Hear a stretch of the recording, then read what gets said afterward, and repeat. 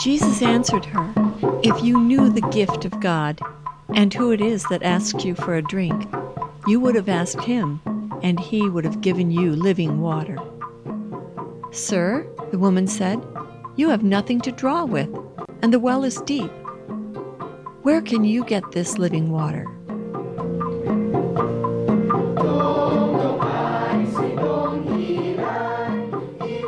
The Isnag people of the northern Philippines had two problems.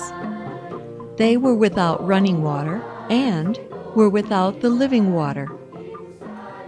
In 1982, a Wycliffe team completed the translation of the New Testament for 40,000 Isnag speakers. And now the living water is beginning to flow from the hearts of new believers. But having a consistent supply of clean drinking water was still a problem for them. For the Isnag in the village of Dibagat, running water meant running for water. And in the rainy season, the water was always muddy and unsafe to drink.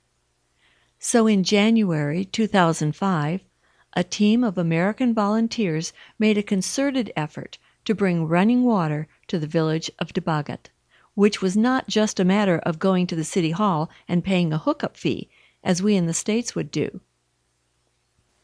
The first step was to build a 2,000-gallon reservoir. An inventory was taken of what supplies were on hand, what had to be purchased locally or brought in from overseas. All the sand and gravel was shoveled from the river over a mile away and then carried uphill to the site, along with all the other supplies.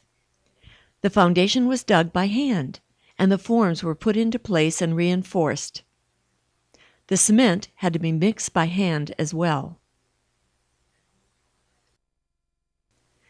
Then the efficient bucket brigade went into action, pouring the floor and walls.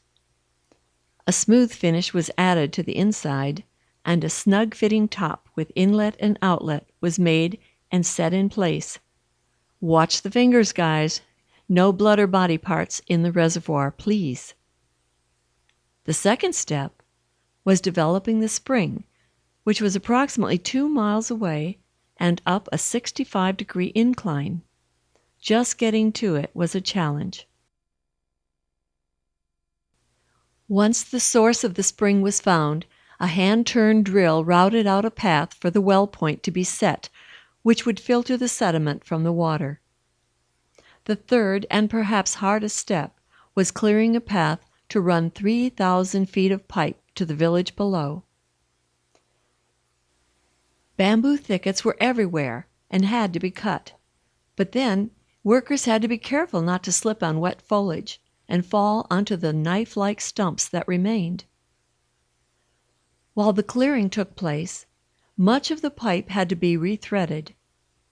The 2-inch by 20-foot lengths of pipe were carried uphill and finally connected, filling the reservoir with clean, clear water and filling the Isnag's heart with elation.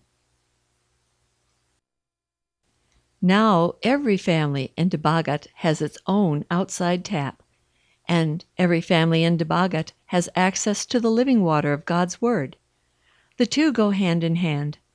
Jesus met both the spiritual and physical needs of those to whom he ministered, and with his help, we can do nothing less.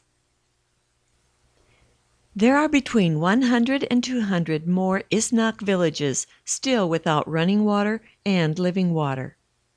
Please pray for the printing and distribution of more Isnag New Testaments, and pray for the resources to provide clean water to the remaining villages.